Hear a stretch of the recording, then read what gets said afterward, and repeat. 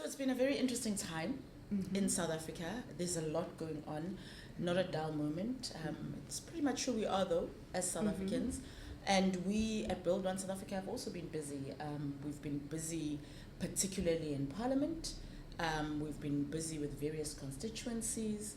But I just want to talk about some of what we've been busy engaged with and adding our voice to, and representing the voices of those, who have entrusted us with that public responsibility. And I think the two things that I'd like to chat about today that I think are important given the current conversations and the landscape that we're in is definitely, first of all, our issue with the US.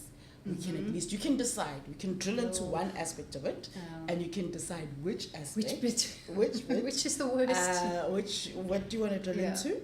And I think we could talk about the sex offenders register, because we've been driving that for 2 years as Build One South Africa, and it is again in the spotlight. So yeah, you can fire away and let me know what you want to know about those things. Okay, let's start with sex offenders register, because that is your mission and has been for a while. Yeah. I want to start with the very basics, like why is this an issue that you are pushing so hard for? I really struggle with gender-based violence, just even talking about it and engaging on it, because of what it means and what it's about and why it exists. Yeah. It exists as the physical manifestation of violence against women, and women experience violence in so many different ways in the world, and particularly in this country. But gender-based violence then becomes the physical manifestation of it. So the sex offenders register is obviously directly linked to the issue of gender-based violence, and so that's why it's important to me. And it's not just about the victims or just those who are perpetrated against, in being mostly in this country women and children. It's also about the reality that we have a brutal past, and this is going to in some ways upset others, but we have a brutal past, and at some point we have to start looking at the other aspects of gender-based violence. The register allows us to look at, let's stop hiding and protecting the people who do this. And it's not about shame, but it's about saying this takes power back to the hands of people.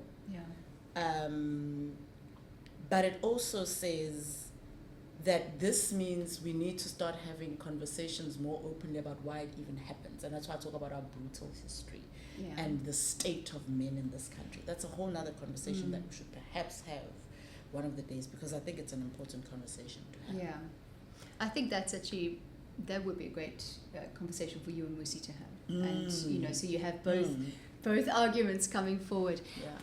I find as a mom, the sex offenders register, you want to be able to check the people around your child when you are there, when you are not there, are not on this list, and why is my question around it all of keeping the sex offenders register private and off-bound, all of that, is why is the privacy of that perpetrator more important than the safety of my child?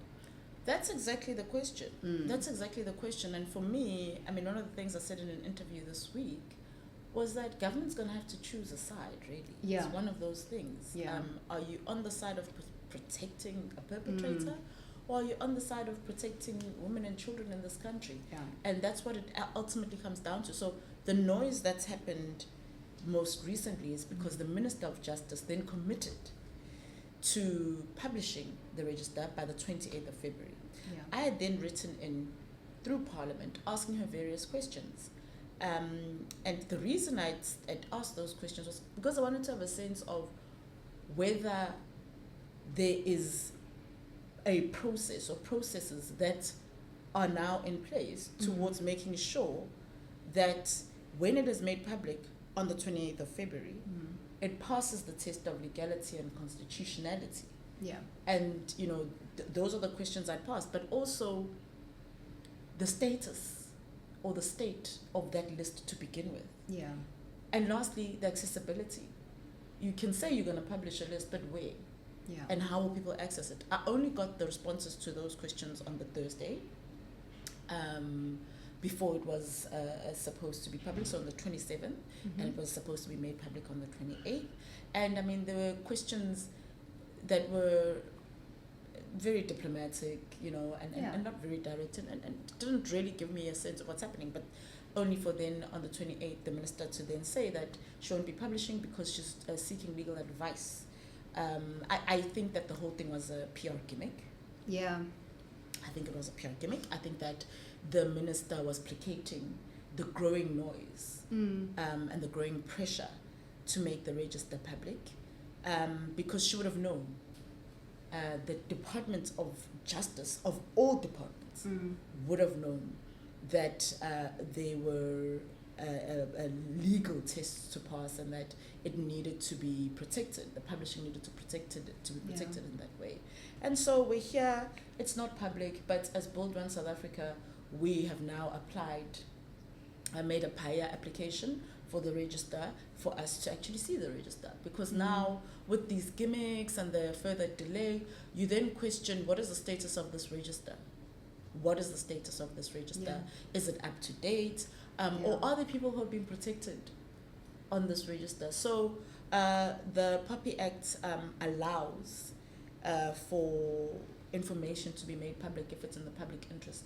And so this is absolutely in the public interest. Absolutely. This is not. It's not a grey area where some people are. It's pretty black and white for me. Like it's these guys, like black and white. And so we've asked. We've submitted that application because if the minister isn't doing it, we'll then do it ourselves. Quite frankly. Yeah. And the reality is that I always say this about this register. You need to be able to know. You talk about children. Who is coaching your child?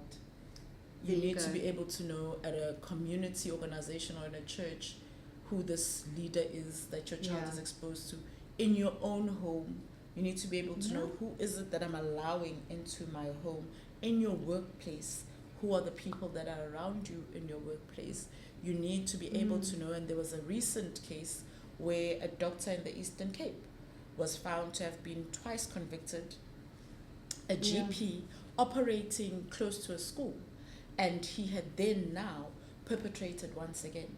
And people have been going to this doctor, sending their children there. He's right next to a school, and they did not know. You need to even be able to check your doctor. Yeah, absolutely. Anyone who's in a position of trust. In fact, anyone who has any access to your child. To your child, but also to you. That is As a true, woman, actually. That is true as well. Mm. Actually, I didn't even think of it like that. I was more, my daughter. No. But actually, exactly. Imagine going to a GP who's a sex offender, convicted sex offender. Oh, I can't even, Yeah. So, I think it's, this is obviously a very important issue, and it's a fight that continues. Absolutely. Speaking of fights that continue, PEPFAR. You are giving a speech on that today, in fact. It's a big one. PEPFAR America fund 20% of HIV funding in South Africa, which does not sound like a big number. 20%, you're like, well, I'm sure we can pick that up. But when we take into account that 7.7 million people in South Africa are living with HIV, and 5.9 million of those people are on antiretrovirals. It's not only the ARVs that PEPFAR fund, there's a whole lot of other aspects to it, preventative treatments and a whole lot of other things. But it is quite frightening to pull the funding immediately with immediate effect rather than going, here's 3 months, South Africa or Africa in general, the Pan-African can make a plan.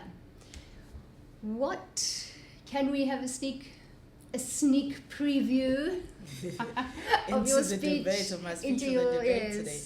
Look, so there's a couple of things. There are jobs lost. That's a reality. There are people who have lost their jobs immediately.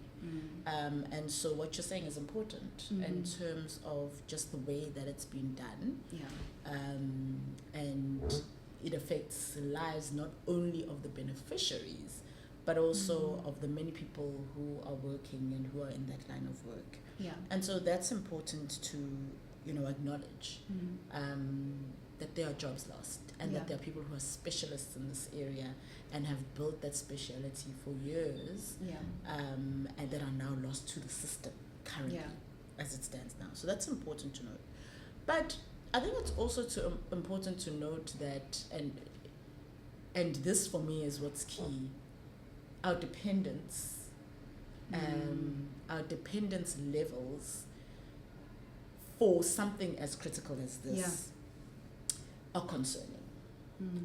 30 years into democracy, we should, as a country, be at a point where we're quite independent.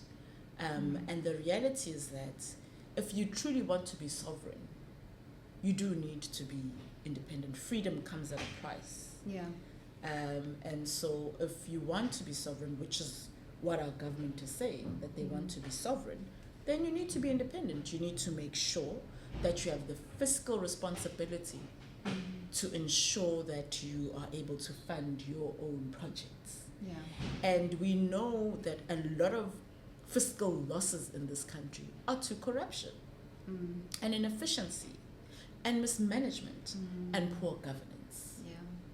And so these are realities. When you look at how much we lose to corruption, you can say South Africa doesn't have money, but actually, when you look at the billions that we lose to corruption, that's where we need to start closing the tap and making sure that we're able to better fund the work that we're doing.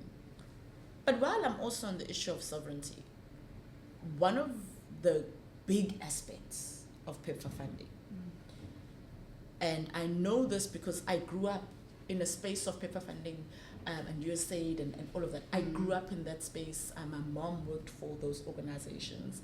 And so I observed a lot of what the work was being done. And I have since, now, with the work I do, gone into detail in looking at what exactly is this work. A lot of this work has to do with data. A lot of it has to do with data. And so you also have to ask yourself, with the loss, yes, we're losing treatment and some of what you mentioned. But also with the loss, you also have to consider what was at stake. What was actually at stake. And so things like data are important. And the protection of data is important for a country. And so those are, sometimes when there's tragedy or when there's crisis, it's an opportunity to reflect. And it's an opportunity to reset. And my hope would be that that's what we're going to do as a country, specifically when it comes to this program, but also just broadly. And so I speak about sovereignty. And the last thing I'm going to say on this is that as a country, we have to be aware of what's happening geopolitically. And when I say as a country, I just mean us as citizens. We need to be aware of what is happening geopolitically and of the shifts that are happening. And so there is a shift towards multipolarity that we need to be able to embrace. We need to be able to say we're not dependent on a superpower as the world, but rather that we're building relations across the world, we're strengthening relations across the world, and that these are mutually beneficial relationships. And so when you have those shifts, you also have to be aware that when you take certain decisions as a country, when you start to build some of these relationships with other players, there will be retaliation. And I do believe that this is part of that retaliation that's taking place. But what I will stand and underscore is that in order to be that sovereign, and in order to be able to play in that way and play in a world of multipolarity, you have to make sure that your affairs are in order. And our government has got to make sure that its affairs are in order. Yeah. And, like you said, America don't do anything unless there's something in it for them. And, the fact that PEPFAR was started originally by George W. Bush, who was a Republican and who, it was put out as an altruistic, but it was not. They're collecting data. I feel the thing as well we need to watch out for is that vacuum. And instead of going in with a begging bowl to another superpower, instead of turning to China or to Russia or to one of the others who's now like, please, and then we are even more indebted to another superpower. I think you hit the nail on the head when you said we need to have a build our own ability. Yes. And when we do have relationships, make sure that they're mutually beneficial. And I mean, to be very honest, it's not like the US has no gains from South Africa. Yeah. And don't stand to lose anything. Yes. And the narrative is always that, we gave them Elon Musk. It's just, it's always on the basis of what we're losing. But there will be losses for the US too. Yeah. And like you said, the US don't do anything for free. No. And even with AGOA, there's benefit to AGOA on both sides. It's not just us. And as it stands now, AGOA is still in place, and so we can hope that it will stay in place. Absolutely. For that reason, that there are benefits on both sides. Yes. Thank you very much. Good luck with the debate. Thank you. The PEPFAR reasoning. I mean, it's an important message that you're bringing in, and I think it needs to be heeded. No, absolutely. Thank you for being the voice of reason for us who voted for you. No, we appreciate that, and always appreciate hearing from everybody on what they would want us to be doing, on what they want our voice to be. So I always encourage that you email me on nwebster@parliament.gov.za if you do have anything that you want to engage on, if you have anything that you want to bring to my attention, if you have anything that you'd like BOSA to give attention to, please feel free to do that. Otherwise, we will see you next time.